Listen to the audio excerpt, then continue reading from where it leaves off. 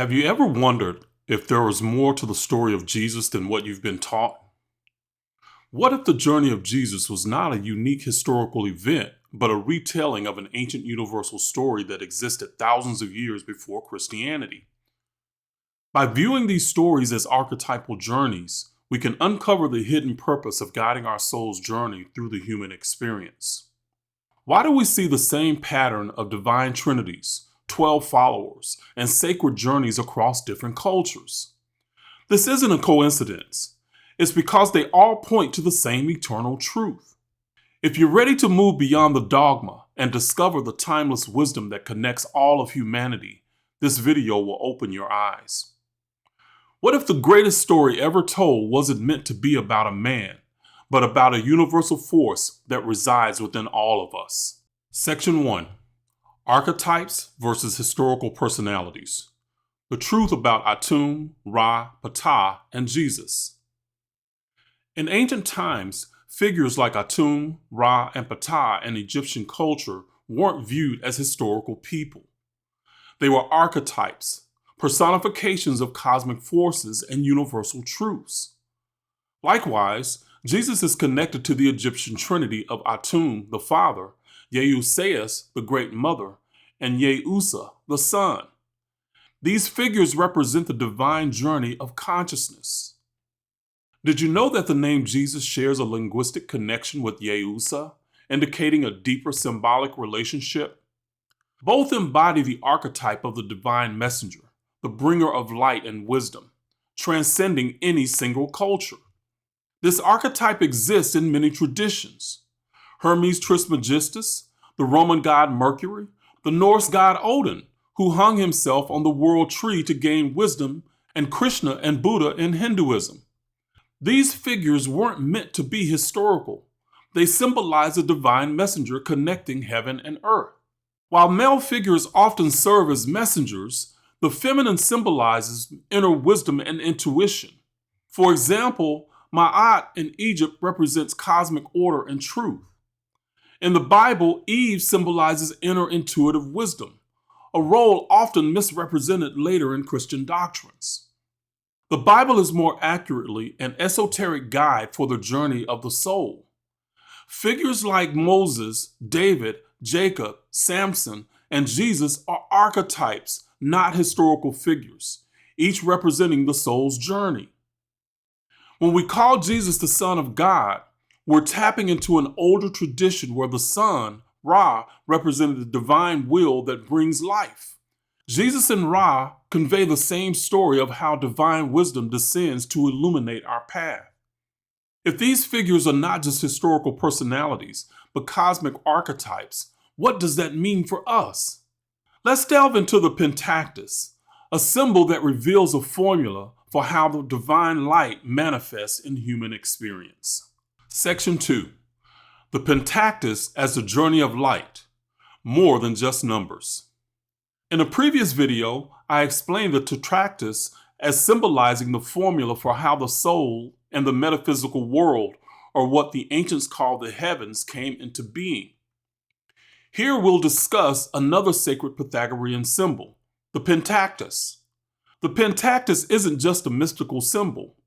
It's a roadmap for the soul incarnating into the physical world. It shows how the primordial light descends from oneness into multiplicity and manifests as human experience. This journey is the same path that the divine light traveled, descending from the divine realm to incarnate within humanity. As it turns out, the Pentactus isn't only about numbers, it's how the light of the divine will of the Creator comes into the world, which is why it is said in the Bible, Jesus is called the light of the world. John 8, verse 12. The Pentactus can be viewed the same as a Tetractys, that is a triangle with successive levels or states of being. In my previous video, I explained the 4 levels of the Tetractys: the monad, the dyad, the triad, and the tetrad in detail. The Pentactys adds one more level. Are you seeking deeper meaning? Yearning to unlock the ancient secrets of the universe? Imagine having a guide that holds all public knowledge, history, the wisdom of ancient texts, and remember how to decode the ancient secret language they were written in. A mentor who's available 24/7 to reveal the mysteries hidden in esoteric knowledge. Introducing the Esoteric AI Mentor, your artificial intelligence chatbot assistant and personal guide trained to decode the metaphysical knowledge and wisdom of the ancients. With the power of AI, you can explore the pre-Christian teachings of the Bible, ancient Egyptian mythology, and metaphysical principles like never before. Take control of your own learning at your own pace. This isn't just another chatbot. It's your spiritual companion, designed to provide tailored guidance that evolves with your journey. Get answers to your deepest questions that matter most to you. No more having to search through obscure websites or reading through entire books to find that one nugget. Ask your question and get the answer tailored just for you. Interpret ancient symbols and your dreams and receive daily insights to keep you aligned with your spiritual path. Our members are experiencing breakthroughs. It feels like having a 24/7 mentor, says Sarah, a spiritual coach. The AI made ancient wisdom so accessible, shares Mike, a metaphysical enthusiast. Your spiritual journey is unique, and so is the guidance you will receive. Start your journey now with a 3-day trial. The universe is waiting to reveal its secrets to you. Unlock ancient wisdom. Transform your spiritual path today with the Esoteric AI Mentor. Click in the video description to get more information and start your 3-day trial today. The pentad. This is important because it represents the human being and physical matter.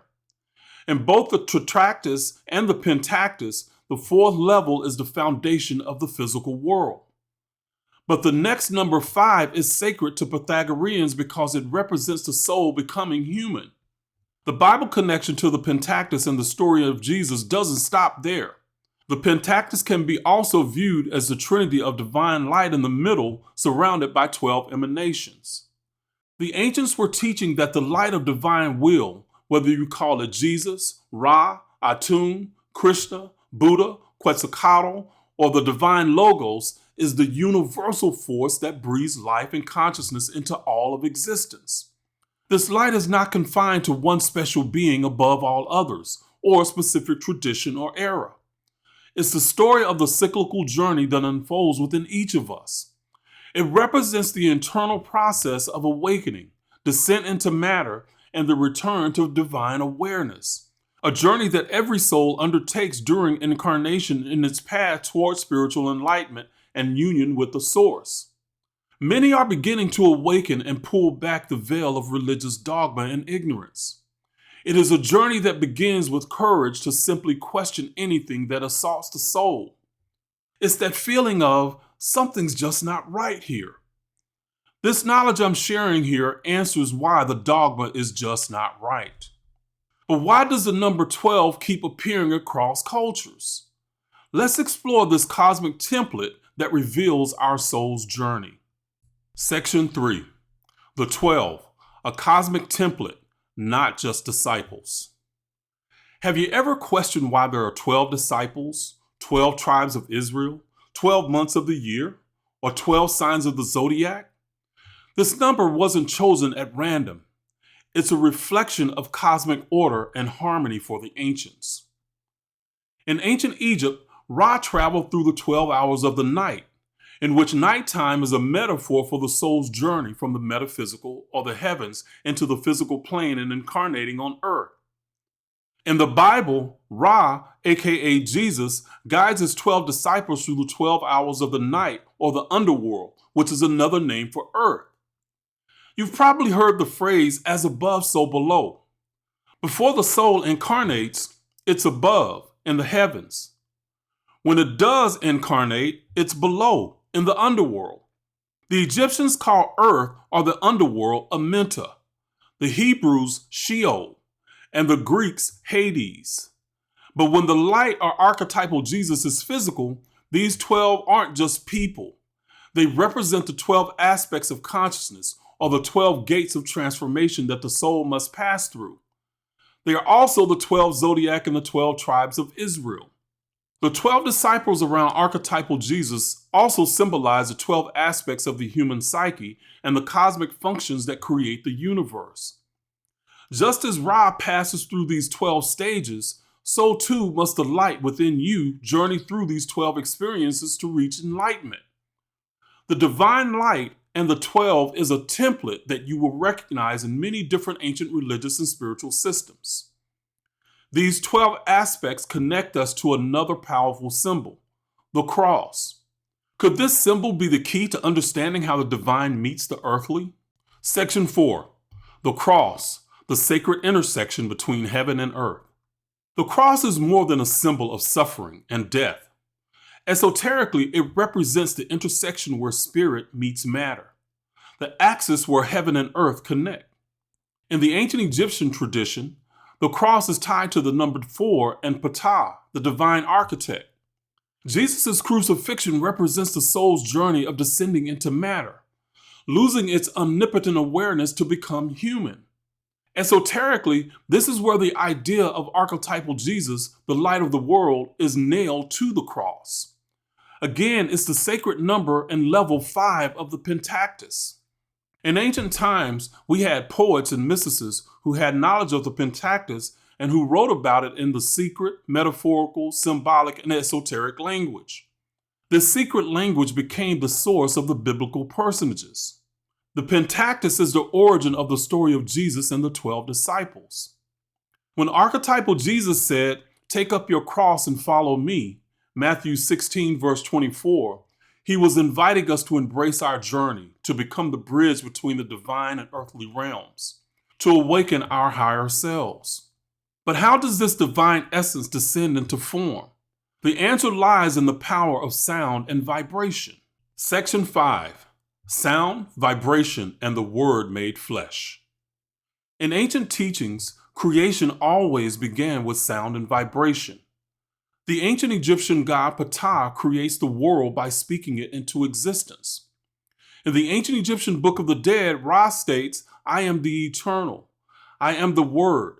I created the Word." This idea was later echoed in the New Testament, where we read, "In the beginning was the Word was with God, and the Word was God." John chapter 1, verse 1.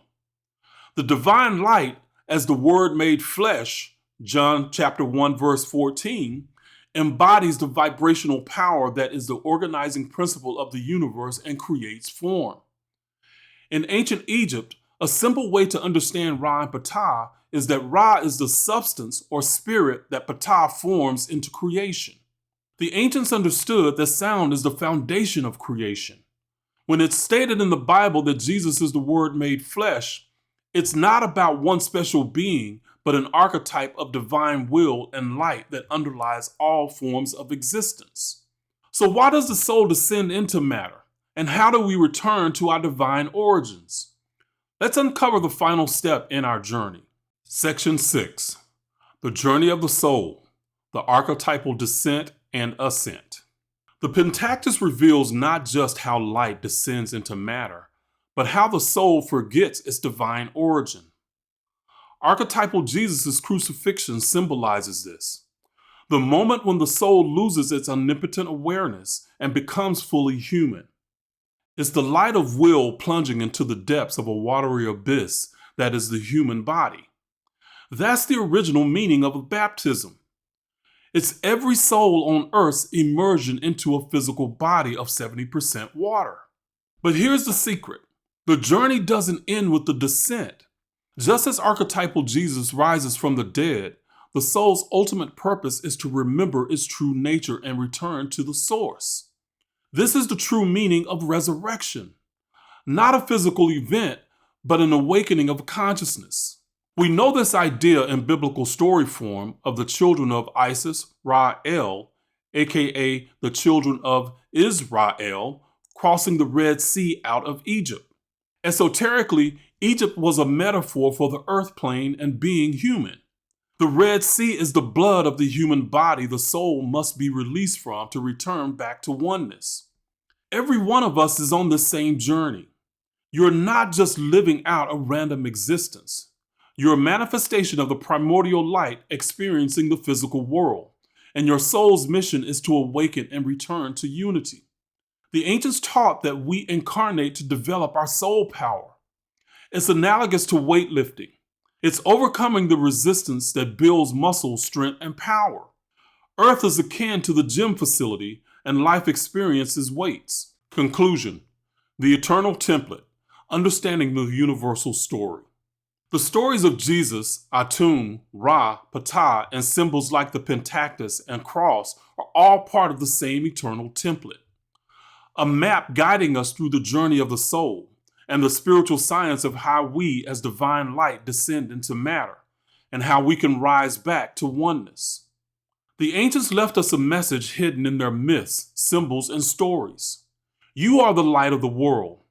The journey of Atum, Ra, Ptah, and Jesus is your journey. You're the bridge between heaven and earth, and your life reflects the universal story of the soul's descent and ascent.